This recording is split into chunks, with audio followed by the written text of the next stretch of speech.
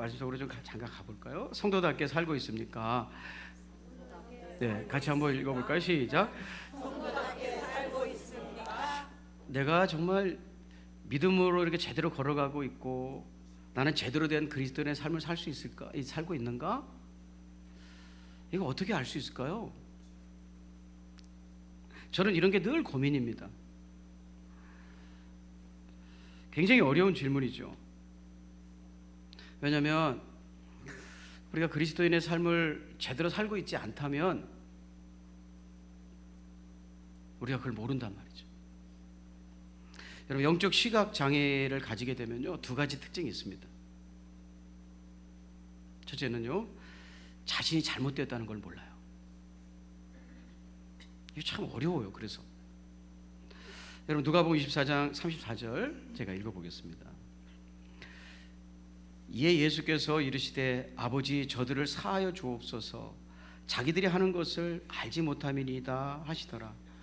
그 사람들이 말하고 행동하는 의미가 뭔지를 모르고 하고 있는 거예요. 자기들이 얼마나 큰 죄악을 범하고 있는지 모르고 있다는 거죠. 이게 영적 무지한 사람의 첫 번째 특징이에요. 왜 모르는가?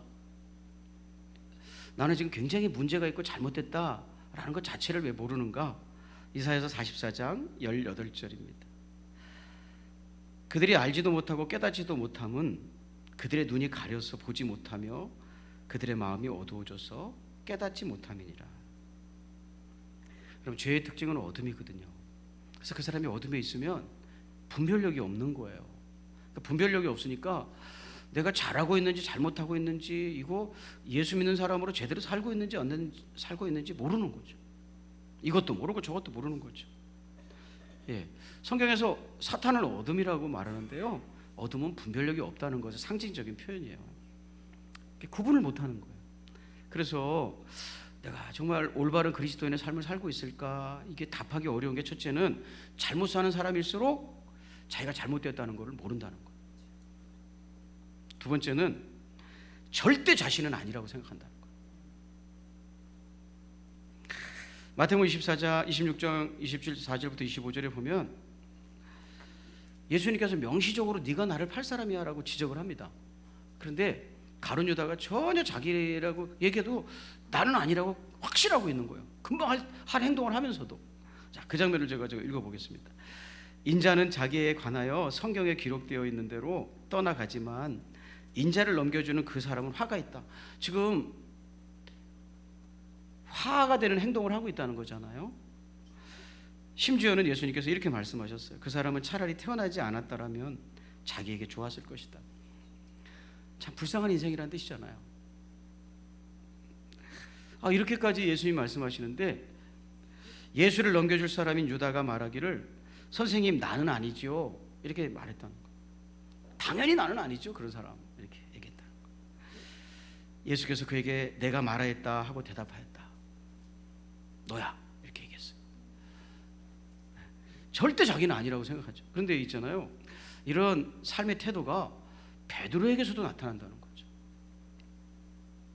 나는 절대 그런 사람이 아니다. 똑같은 본문의 아랫절에 보면 마태복음 26장 34절에 베드로가 예수께 말하였다. 비록 모든 사람이 다 주님을 버릴지라도 나는 절대로 버리지 않겠습니다. 나는 예수님을 버리지 않을 사람입니다. 나는 아니다. 맞아요. 예수님께서 믿음이 없는 사람들이 있다고 말씀하시는 거 맞는 것 같아요. 말세가 되면 사람들이 믿음에서 떠난다고 다 말씀하시는 거 맞는 것 같아요. 그런데 나는 아니죠, 이렇게 생각했다는 거. 여러분, 잘못된 믿음의 길을 걸어가고 있는 사람의 특징은 자기는 아니라고 생각하는 사람들 중에서 찾으면 돼요. 난 아니야, 이렇게 하는 사람 중에서 찾으면 100% 틀림없어요. 여러분은 제대로 된 믿음의 길을 걸어가고 있습니까? 대답을 못 하시겠죠. 나는 아닙니다 라고 생각하는 사람 중에서 있다는 거예요. 여러분, 세상에 기독교가 타락했다고 그래요. 혹은 이렇게 말하는 사람도 있더라고요. 교회가 세상을 걱정해 줘야 되는데 세상이 교회를 걱정하는 시대가 됐다고 탄식하더라고요. 혹시 그 사람이 나보고 하는 얘기 아닐까요? 내 모습을 보고 세상 사람들이 기독교는 타락했어 그렇게 말하고 있는 거 아닐까요?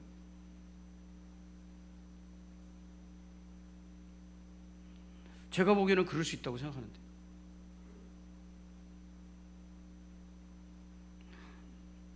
여러분, 내가 아니라는 것을 무엇으로 확인할 수 있을까요? 여러분, 영적 시각장애에서 벗어나는 방법입니다.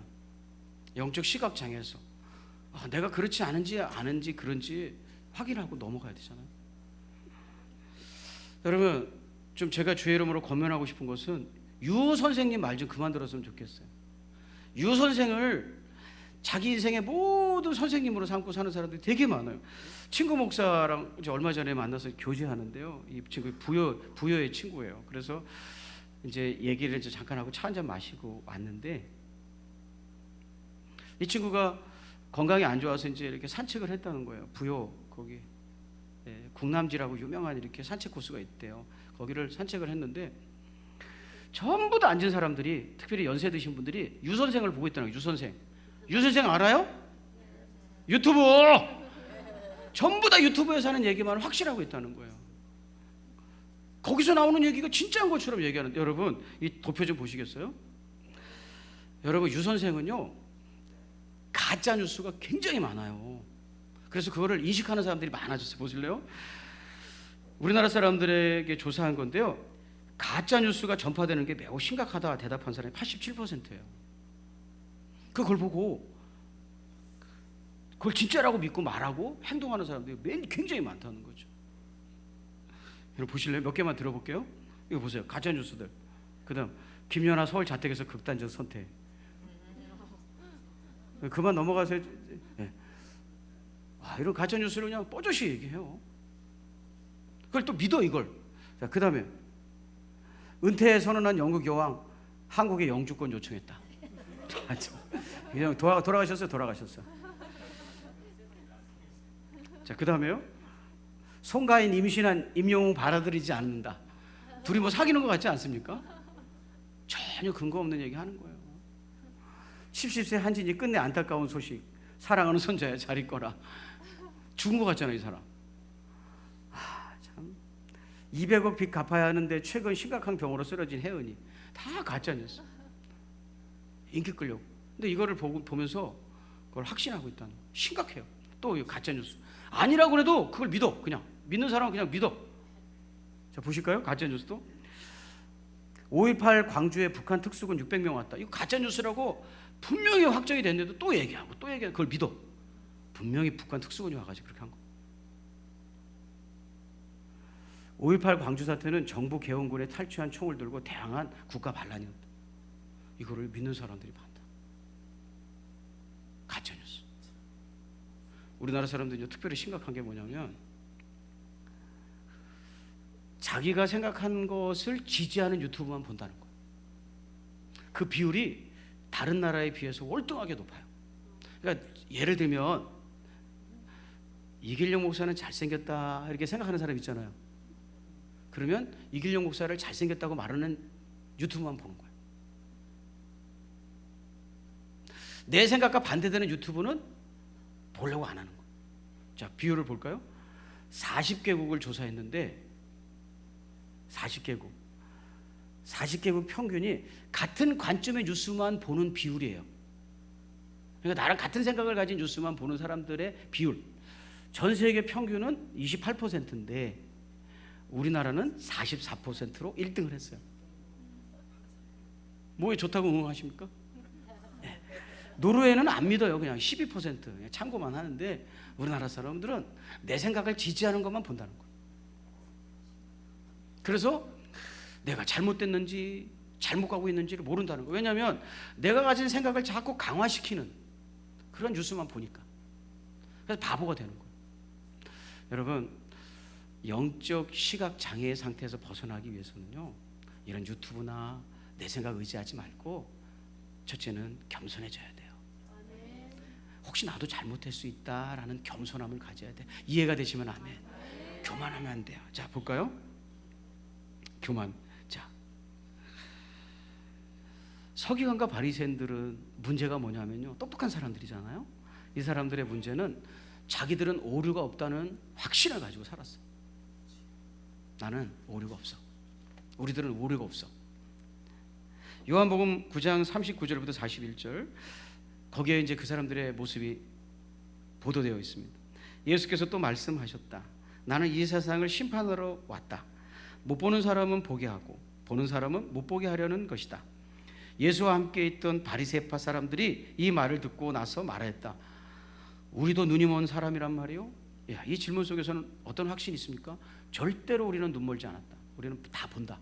정확하게 사리를 판별하고 산다. 이런 확신이 있었어요. 예수께서 그들에게 말씀하셨다. 너희가 눈이 먼 사람들이라면, 너희가 눈이 멀었다고 인정할 줄 알았다면 뜰 수 있는 기회가 있는데 도리어 죄가 없을 것이다. 그러나 너희가 지금 본다고 말하니 너희 죄가 그대로 남아있다. 그럼 나도 잘못될 수 있다라고 생각을 해봐야 되는 거예요. 서기관들은 절대 그런 일은 없다고 생각을 했어요. 나는 오류가 없다. 우리는 오류가 없다. 이렇게 생각을 했어요. 예. 여러분, 내가 혹시 하나님 말씀에서 벗어나서 잘못된 길을 걸어갈 수 있다라고 생각해 볼 수 있어야 돼요. 자, 이해가 되시나요?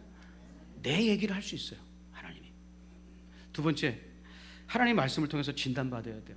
제가 여러분 이 두 번째 얘기를 여러분하고 나누면서 안타까운 게 뭐냐면, 예수님의 제자들은 예수님이 내가 영적으로 지금 어떤 상태라고 얘기해 줬는데 그 얘기를 듣지 않는다는 거예요. 참 신기하죠. 예수님이 너는 지금 영적으로 이런 상태다라고 얘기해 주는데 그 얘기를 무시한다는 거예요.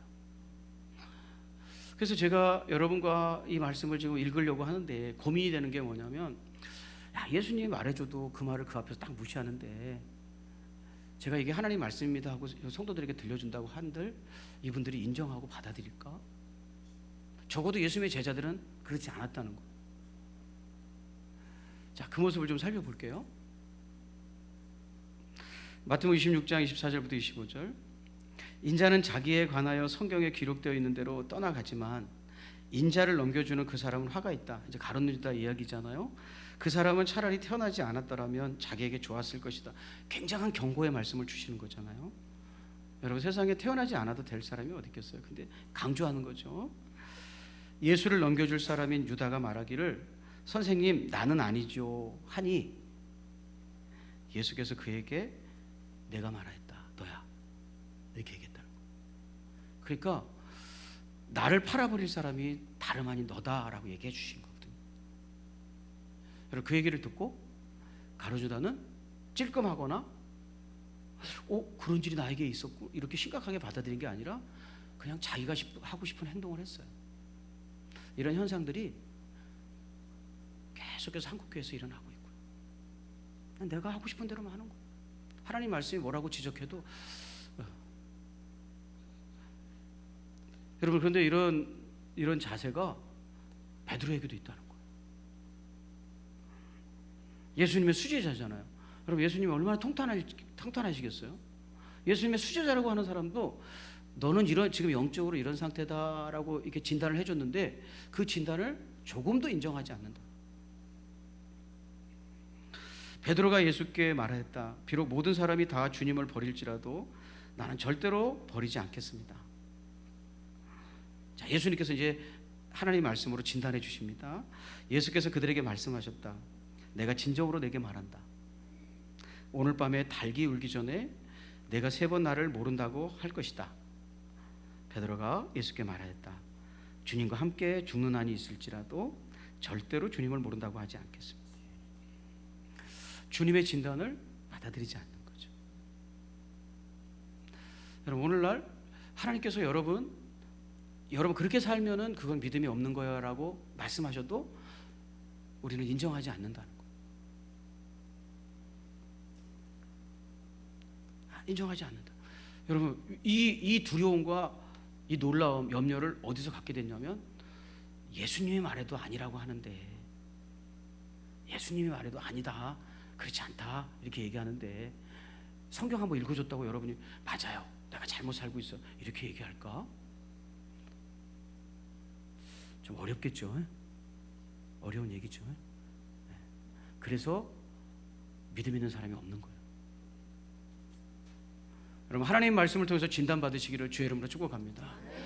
여러분, 다 내 생각까지 달라도 하나님이 아니다 하면 내가 아니라고 얘기해야 됩니다.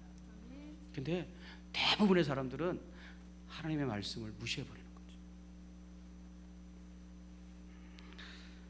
그러면 하나님의 말씀을 통해서 확인해보는 정상적인 그리스도인의 삶, 정상적인 성도의 삶은 뭘까요? 성경을 통해서 확인해보는 거예요. 여러분, 우리가 예수 믿는 사람으로서 믿음의 길을 쭉 걸어가면 어떤 일이 일어날까요? 어떤 사람은 고난 받습니다. 맞습니다. 그런데 고난이 없을 수도 있어요. 고난 받지 않는 사람도 있어요. 꼭 고난만이 그리스도인의 증표는 아니에요. 많은 사람들이 고난 받지만 100%는 아니에요. 오늘 이 시간에는 우리 하나님 말씀을 통해서 우리가 성도의 길을 걸어가면 100% 나타나는 현상을 생각해 보려고 하는 거예요. 예외 없이 적용되는 거. 그것은요, 질문이에요. 질문. 우리가 성결한 삶을 살아가고 구별된 삶을 살아가는 성도의 인생을 살아가면 반드시 우리 주변의 사람들이 우리에게 질문한다는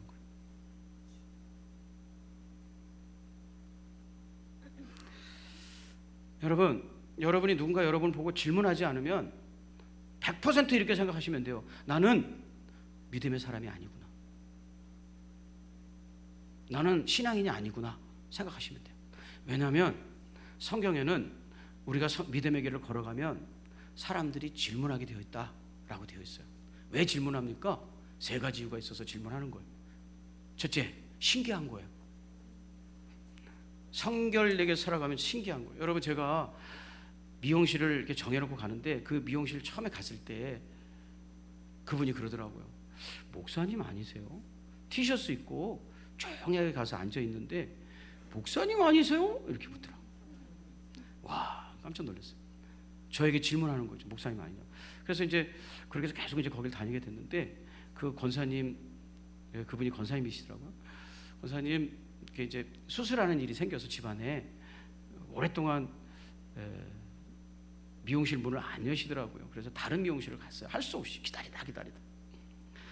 그래서 다른 미용실을 가가지고 있는데 또 셔츠, 여자분들만 앉아 있는데 미용실 가서 제가 무슨 말 하겠습니까?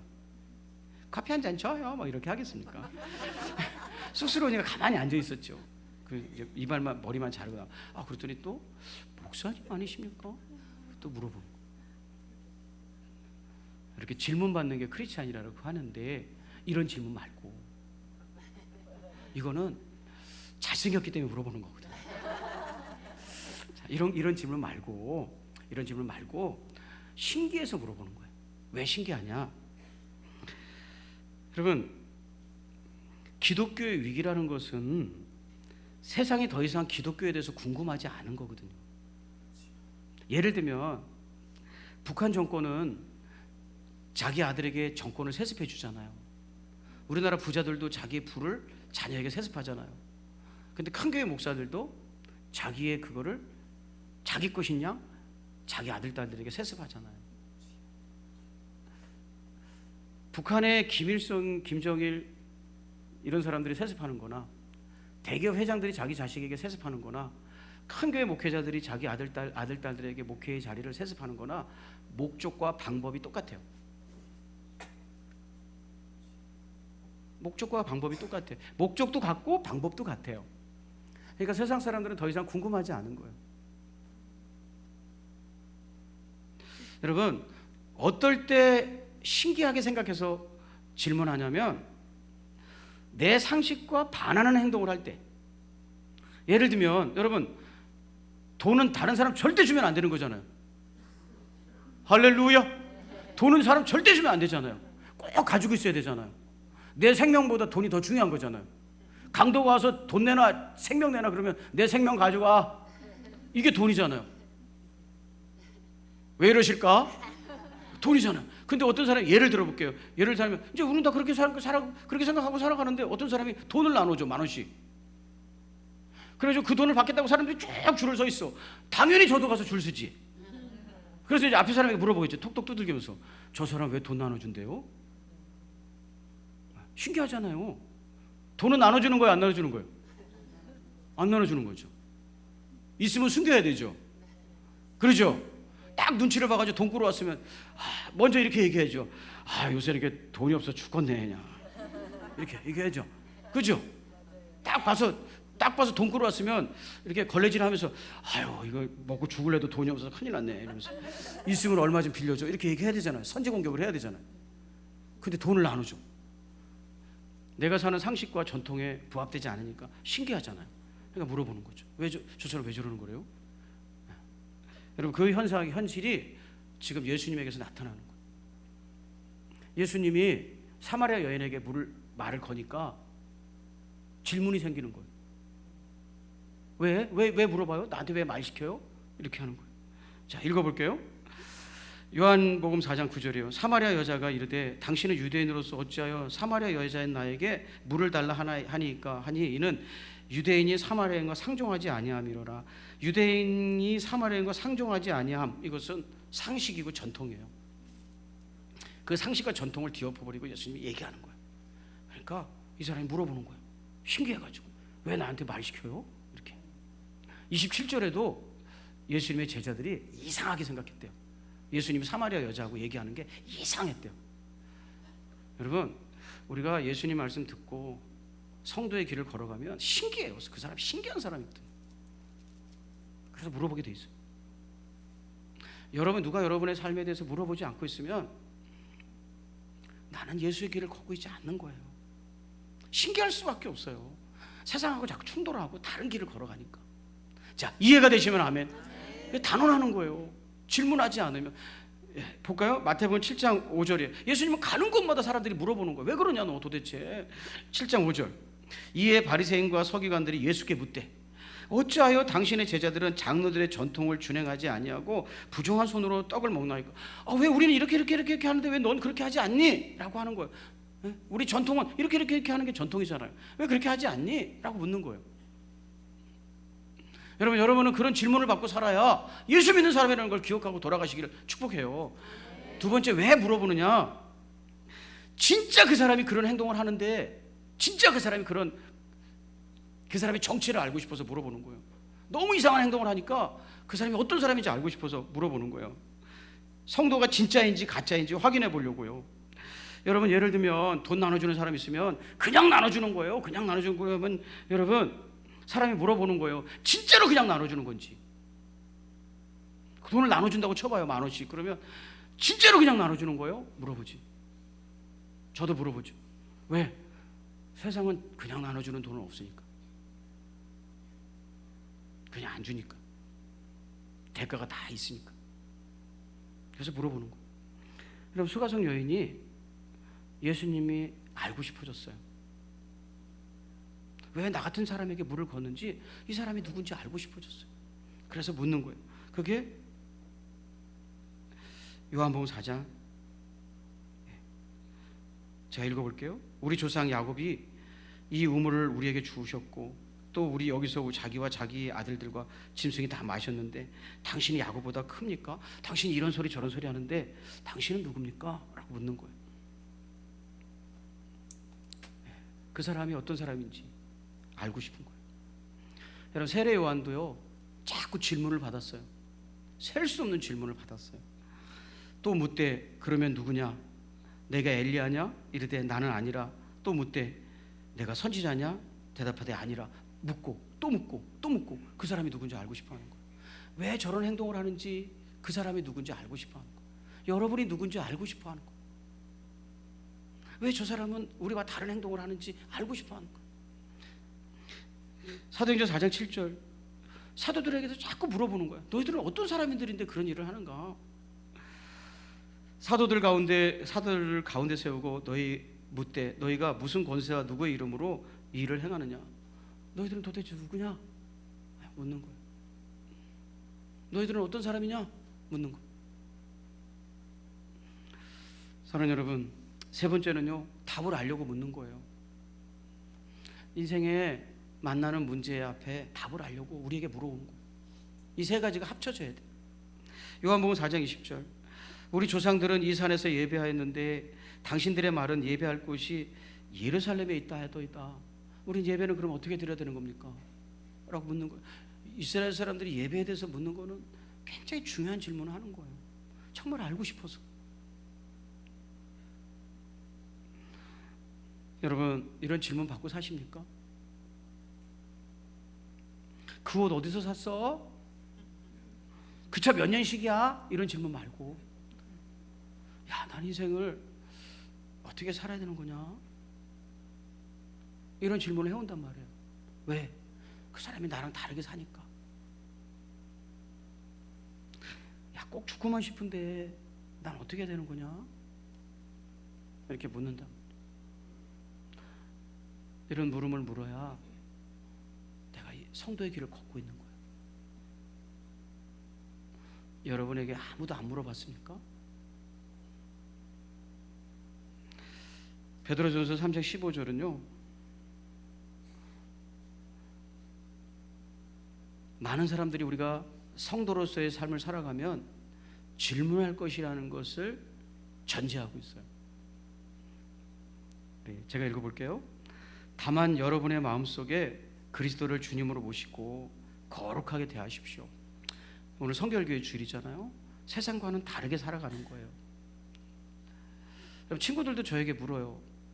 왜 너는 일로 건너지 않고 저 돌아가지고 건널목으로 건너니? 물어요. 왜 건널목으로 건너? 웃으면서 물어요. 그럼 제가 이렇게 대답하죠. 내가 목회를 하다 보니 한 영혼을 구원하는 것이 너무도 어렵고 소중하다. 정말 인간의 힘으로는 불가능에 가까운 것이 한 영혼이 하나님의 말씀을 듣고 구원받는 것이더라. 내가 여태까지 목회하면서 그 영혼을 구원해서 구원받게 한 사람이 얼마 되지도 않는데 나를 구원하신 예수님 앞에 그분 욕보인다면 내가 얼마나 예수님께 죄송하냐. 난 하나님께 속한 사람인데 내가 할 수 없는 것이 많아서 자꾸 하나님 말씀을 어기게도 되고 넘어지는데 건널목 건너는 건 내가 건널 수 있다. 건널목을 건너서 갈 수 있는 건 내가 충분히 할 수 있기 때문에 우리 예수님 가슴 아프게 하지 않으려고 내가 할 수 있는 건 하는 거다. 나는 좋은 목사도 아니고 수천 명 수만 명을 전도한 위대한 목사도 아니다. 그런데 내가 한 영혼 한 영혼을 구원하려고 몸부림치고 있지만 하나님의 은혜로 그것이 가능한 것이지 내 힘으로 못한다. 근데 적어도 예수님 욕먹이고 살지 말아야지. 아무데나 침 뱉고 아무데나 건너다니고 아무데나 교통신호 어기고 함부로 막 살고 그렇게는 살지 말아야지. 그래서 내가 할 수 있는 거는 한다. 근데 그게 그렇게 신기합니까, 여러분?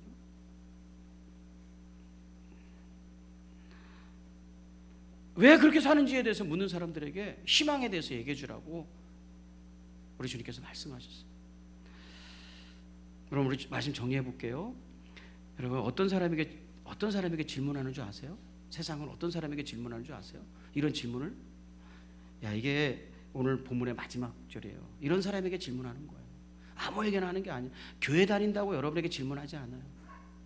자, 4장 33절 마지막으로 읽겠습니다. 시작.